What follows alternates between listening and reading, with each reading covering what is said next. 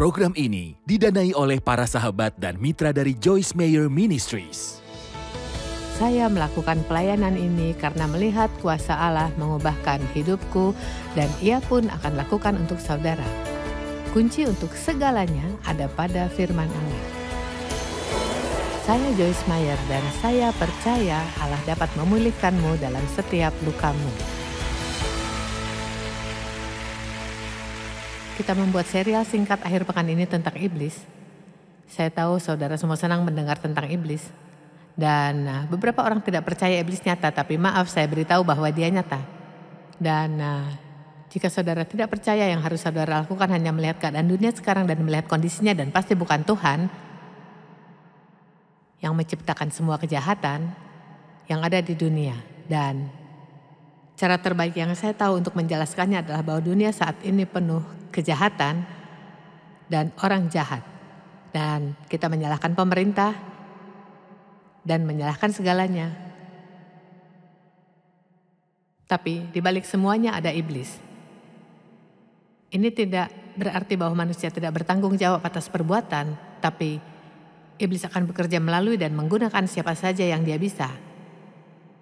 Termasuk anak Tuhan. Saya tak percaya dia bisa merasuk orang Kristen karena mereka penuh Roh Kudus, tapi dia pasti bisa menindas mereka. Berapa banyak dari saudara yang percaya iblis pernah menggunakan mulut saudara untuk... Saudara tahu, saya harus mengatakan bahwa ada saat-saat ketika dia menggunakan mulutku untuk menyakiti orang dan mengatakan sikap yang sungguh konyol. Jadi dia akan memakai sikapmu, mulutmu, dan pasti mencoba menanamkan segala macam pikiran salah dalam hidupmu, karena saya selalu suka mengatakan, kemana pikiran pergi, di situ orang ikut.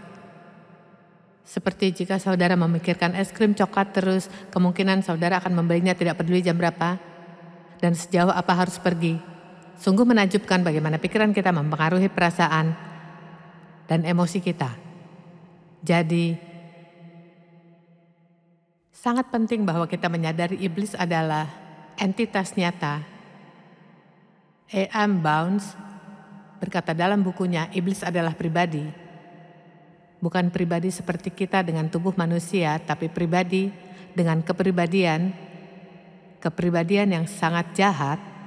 Dan iblis sungguh harus dihormati. Jangan pernah mengolok-olok iblis atau berpikir dia hanya guyonan besar karena dia punya banyak kuasa. Tapi satu hal yang tak dia miliki lagi karena Yesus telah merampas darinya adalah otoritas. Kita memiliki otoritas dan kuasa. Lukas 10 ayat 19 berkata, sesungguhnya aku telah memberimu, bukan akan memberimu, tapi aku telah memberimu kuasa dan otoritas untuk menginjak ular. Ini caranya muncul kepada Hawa di taman sebagai ular untuk menginjak ular dan kalajengking. Dan aku telah memberimu kuasa atas segala kuasa iblis, dan tidak ada apapun yang dapat menyakiti kamu. Jadi, saudara punya kuasa dan punya otoritas, tapi terserah saudara untuk menggunakannya. Dan itulah yang akan kita bicarakan pagi ini tentang jadi sedikit lebih agresif.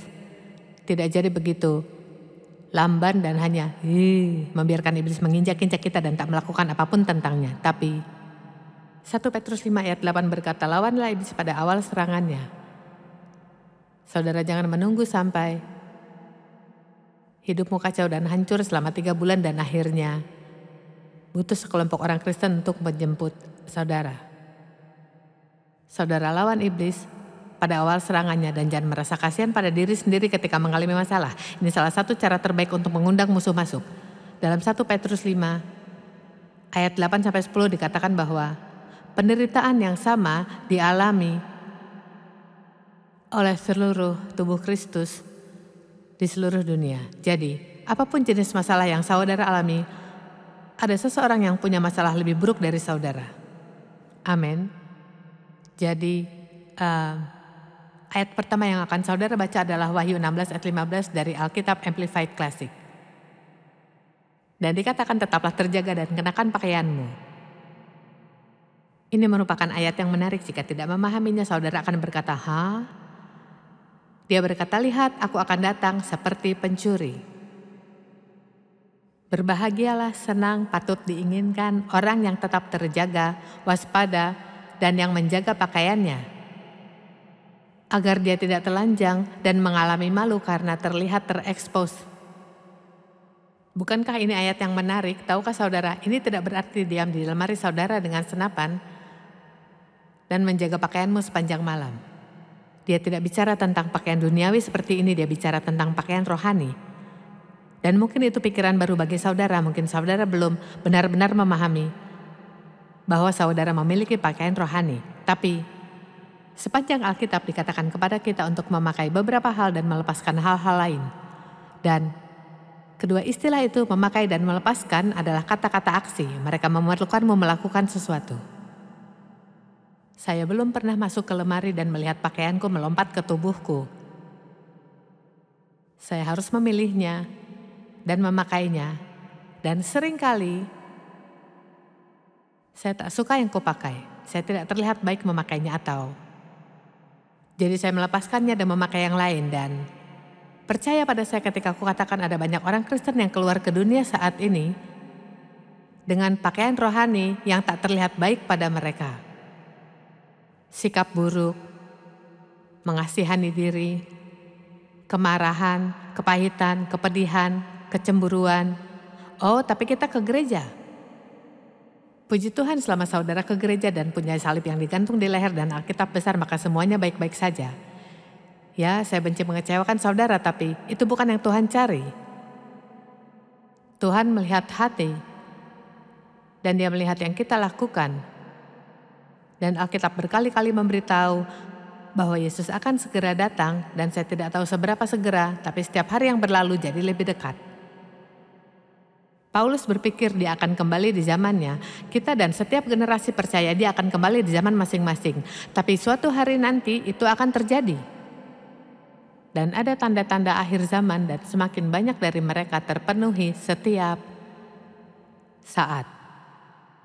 Yang harus saudara lakukan membaca Matius 24 dan menemukan banyak yang dikatakan Alkitab akan terjadi di hari-hari terakhir, tapi Tuhan sedang mengamati dan Dia memberi upah bagi mereka yang rajin. Dan kerajinan berarti saudara tidak hanya berbuat sekali benar, tapi melakukannya lagi dan lagi dan lagi dan lagi dan lagi. Saudara melakukannya ketika merasa ingin, terutama melakukannya ketika tidak merasa ingin. Saya akan buat pernyataan dan ingin saudara mendengar ini. Ketika saudara melakukan hal yang benar, ketika merasa ingin melakukan yang salah, ini salah satu hal yang paling kuat yang bisa saudara lakukan.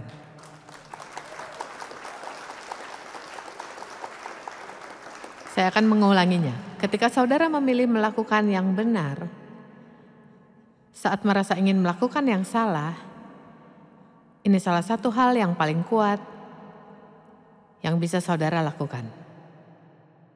Tuhan mungkin ingin saudara menjadi yang memulai dan berdamai dengan seseorang yang telah menyakiti saudara dan sungguh segalanya dalam dirimu berkata mereka seharusnya yang datang kepadamu. Tapi saudara tahu di hatimu bahwa Tuhan ingin saudara menjadi yang memulai dan berdamai. Alkitab berkata, jika engkau membawa persembahanmu ke mezbah lalu teringat bahwa saudaramu mempunyai sesuatu terhadapmu, pergilah dahulu berdamai dengan saudaramu, lalu datanglah kembali dan persembahkanlah persembahanmu itu. Ini bukan hal yang mudah dilakukan. Tapi jika kita hanya melakukan apa yang Tuhan minta kita lakukan, sungguh menakjubkan bagaimana yang baik akan berjalan dalam hidup kita. Saya tidak tahu mengapa kita keras kepala, tapi pasti butuh waktu lama untuk akhirnya sadar bahwa Tuhan benar. Benar? Oh, dan ngomong-ngomong, Dia tidak akan berubah pikiran dan melakukannya dengan cara saudara. Tak peduli berapa lama saudara menunggu untuk lakukan caranya, Dia tak akan berubah pikiran dan beralih ke caramu. Jadi Alkitab berkata misalnya, pakailah Kristus, pakailah kasih, kenakan belas kasihan, baik hati dan menghargai pendapat orang lain, punya kerendahan hati. Lepaskan manusia lama, pakailah manusia baru.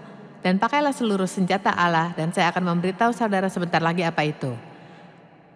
Bagaimana caraku melakukannya? Ya, cara yang berfungsi untukku adalah memikirkannya.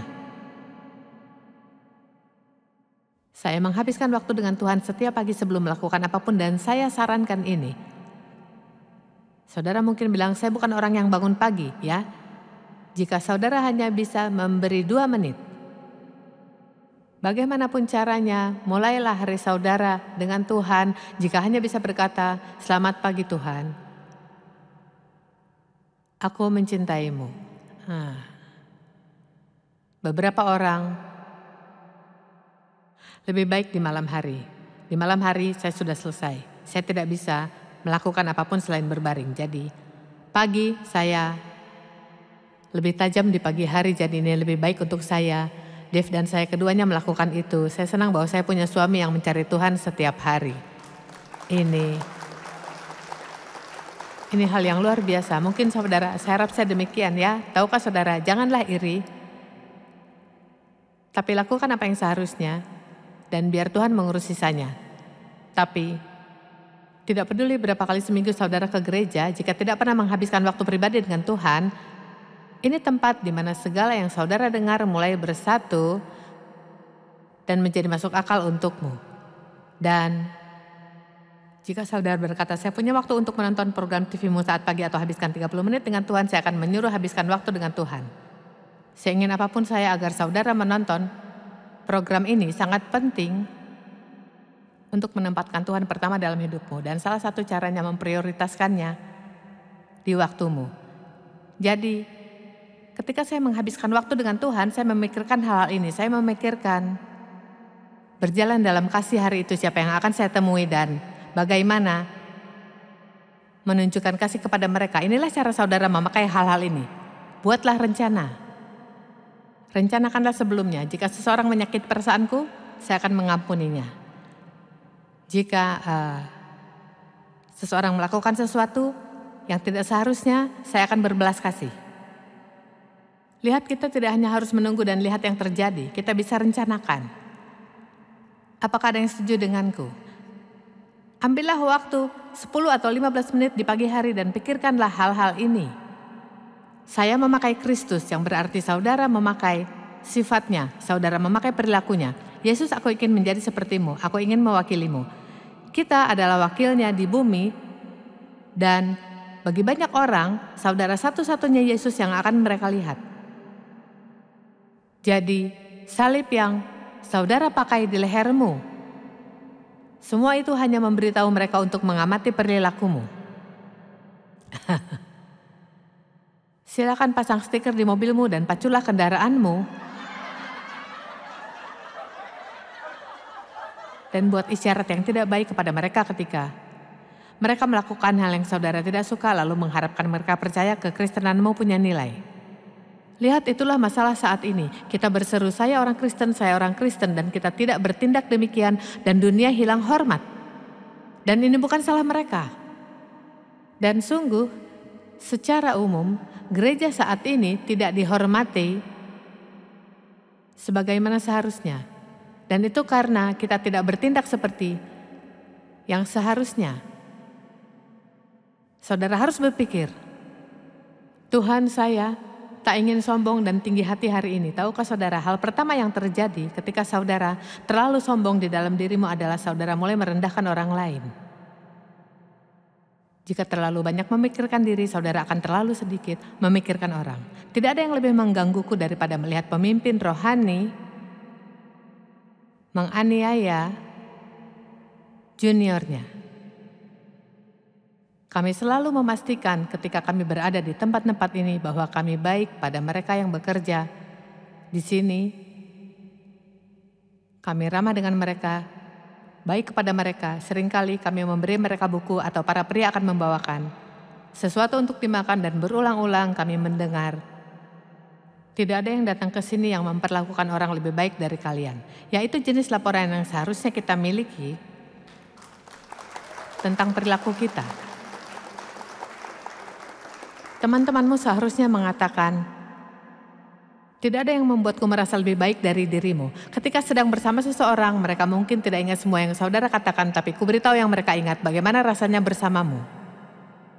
Dan jika saudara membuat orang merasa berharga, itulah yang mereka perlu. Karena iblis sungguh sibuk mencoba membuat orang merasa tak berharga. Semalam kita bahas, kami tahu iblis nyata, setidaknya saya tahu dia nyata. Dan kita tahu dia akan kalah, dia sedang berjuang dalam pertempuran yang dimenangkan Yesus, kita hanya sedang menjalaninya. Dan Alkitab berkata bahwa saudara harus percaya bahwa Tuhan ada dan dia adalah pemberi ganjaran bagi mereka yang rajin mencari dia. Jadi saudara lihat saya secara pribadi, percaya bahwa saudara sisihkan waktu berada di sini dan yang akan di sini sepanjang hari. Bagaimanapun caranya dalam hidupmu akan ada upah untuk itu. Tuhan akan memberi upah untuk ini dan akan ada hal yang akan saudara tangani lebih baik minggu depan daripada sebelumnya jika saudara tidak ada di sini dan ini akan menyelamatkanmu. Amin. Dan semalam saya bicara tentang beberapa hal yang sulit dibicarakan, tapi saya tahu bahwa saya taat kepada Tuhan. Maka dari itu, entah apa jenis kegaduhan yang mungkin saya dapatkan, saya tahu saya taat Tuhan. Jadi karena itu di sepanjang jalan akan ada upah untuk itu. Tuhan selalu memberi upah untuk ketaatan. Dan seringkali semakin sulit taat, semakin besar upahnya. Nah, beberapa ganjaran yang akan kita terima akan datang saat tiba di sorga. Beberapa di antaranya akan ada di sini. Tapi saya secara pribadi sungguh menantikan sorga. Maksudku, Alkitab memberitahu kita beberapa hal tentang ini, memang tidak memberitahu kita banyak. Saya berharap kita tahu lebih banyak, tapi pasti tempatnya sangat indah. Dan Yesus mengatakan sesuatu tentang rumah-rumah mewah, dan saya suka itu. Saya berharap kudapatkan yang besar dan yang bisa kuhias. Dan saya suka ide tentang, tahukah saudara, perhiasan dimanapun. Saya suka sesuatu yang berkilau dan indah. Dan saya berharap saya bisa adakan seminar dengan Musa dan Paulus dan Petrus dan berkhotbah pada orang terkenal. Tapi kita harus jalani saat ini untuk mempersiapkan di sana. Amin. Dengar, bahkan jika hidup sampai 100 tahun, rasanya seperti sebutir pasir di antara pantai di dunia dibandingkan kekekalan. Saudara harus memikirkan ini. Jika saudara ada di sini hari ini dan belum menyerahkan hidupmu kepada Kristus, atau jika saudara menonton lewat televisi dan belum menyerahkan hidupmu kepada Kristus, saudara masih mencoba hidup dengan caramu sendiri, mengapa tidak izinkan hari ini menjadi hari paling bijak dalam hidupmu? Lakukan hal tercerdas yang bisa dilakukan. Bertobatlah dari dosa saudara, berpalinglah dari hidup penuh dosa dan katakan, aku milikmu, lakukan padaku yang kau inginkan. Mari ku beritahu. Mereka yang berpikir tidak ada Tuhan akan sangat terkejut. Akhirnya, dan saya selalu katakan jika aku habiskan seluruh hidup saya mempercayai semua ini dan ternyata saya salah, saya tidak kehilangan apapun, saya sudah bahagia selagi di sini. Tapi jika saudara sebaliknya habiskan hidupmu tak percaya dan saudara salah, saudara dalam masalah besar. Amin. Karena tidak ada waktu untuk memperbaikinya. Jadi ingatlah, tahukah saudara mungkin untuk taat pada Tuhan saudara harus kehilangan teman. Jika saudara ingin senangkan Tuhan maka saudara tak bisa senangkan manusia. Dan kadang ketika saudara tidak senangkan manusia maka mereka tak mau berurusan denganmu. Jadi katakanlah saudara kehilangan beberapa teman ya, ini jauh lebih baik daripada kehilangan jiwamu. Amin. Jadi saya mendorong saudara, kita hidup di zaman berbahaya dan saya merasa darurat nyata dalam roh untuk mendorong orang membuat komitmen yang lebih dari sebelumnya. Dan mulai sungguh taat kepada Tuhan. Jangan kompromi dan berpikir, ya itu hanya sedikit dan semua orang lain melakukannya. Tahukah saudara, suatu kali saya mengeluh karena merasa ada pendeta lain yang saya kenal yang tampaknya melakukan hal yang Tuhan tidak izinkan kulakukan, dan saya, ya mengapa kau bilang, aku tidak bisa lakukan ini, aku tak bisa lakukan itu, aku tidak bisa tonton film ini dan mereka bisa. Dan dia hanya berkata, lihat kau telah meminta banyak kepadaku, apakah kau mau atau tidak? Dan kuputuskan untuk mau. Jadi saya harus berkorban di sepanjang jalan. Dalam Efesus 6 dikatakan tentang kenakan seluruh senjata Tuhan. Ini senjata yang disediakan Tuhan, tapi terserah kita untuk memakainya. Dan Efesus 6 ayat 10-18. Layak untuk dipelajari. Dikatakan untuk memakai kebenaran. Nah, apa artinya? Ini berarti mengetahui siapa dirimu di dalam Kristus. Di dalam Kristus, ketahuilah siapa dirimu di dalam Kristus dan memahami dirimu berbeda dari apa yang saudara lakukan. Saya tidak melakukan segalanya benar, tapi saya hidup benar dalam Tuhan karena percaya pada Yesus. Alkitab berkata demikian dalam 2 Korintus 5 ayat 21. Dia yang tidak mengenal dosa menjadi dosa agar kita dibenarkan di dalam Dia. Nah, ini seharusnya membuat saudara merasa baik. Karena hidup benar dengan Tuhan, karena iblis selalu mencoba memberitahu apa yang salah denganmu. Berapa banyak saudara yang bangun di pagi hari dan jika mendengarkannya, hal pertama yang dia ingatkan adalah segala kesalahanmu di hari sebelumnya. Amin. Dan ketika dia suka saat ketika saudara belum sepenuhnya terjaga. Jadi dia bisa mencoba menguasai otakmu sebelum saudara punya kesempatan. Dan saudara harus belajar berkata tidak. Seperti yang saya katakan semalam, saya bangun suatu pagi minggu lalu dan saya merasa sedikit murung. Saya hampir merasa kasihan pada diri sendiri, tapi saya sudah pernah di sana dan melakukannya. Dan ini tidak ada gunanya. Dan saya hanya katakan tidak. Jika kau ingat kataku dengan keras, tidak, tak akan ke sana. Dan saya mulai mengucap syukur kepada Tuhan untuk segala yang bisa kupikirkan yang memberkati hidupku. Saudara harus bertarung dalam pertarungan iman yang baik. Amin. Harus membangun diri sendiri. Jadi sedikit lebih agresif. Itulah mengapa saudara perlu pergi ke acara seperti ini, di mana saudara dibangunkan. Tahukah saudara? Saudara akan punya minggu yang lebih baik minggu depan daripada jika saudara tidak ada di sini. Tapi kemudian saudara akan perlu mendapatkan makanan lagi. Kebenaran, saudara harus memakainya, itu baju zirah, melindungi jantungmu. Ketahuilah siapa dirimu dalam Kristus. Kemudian dikatakan kencangkan ikat pinggang kebenaran. Saya suka itu. Kebenaran adalah firman Tuhan. Jadi ketika saudara dalam pertempuran, ketika diserang, dikatakan kencangkan ikat pinggang kebenaran. Dengan kata lain, pegang erat-erat lebih dari sebelumnya. Ketika firman tampak tidak berfungsi untukmu, saat itulah musuh akan mencoba memberitahumu ia tidak benar. Tapi di situ saudara perlu lebih pintar daripada dia dan berkata ini benar dan saya percaya.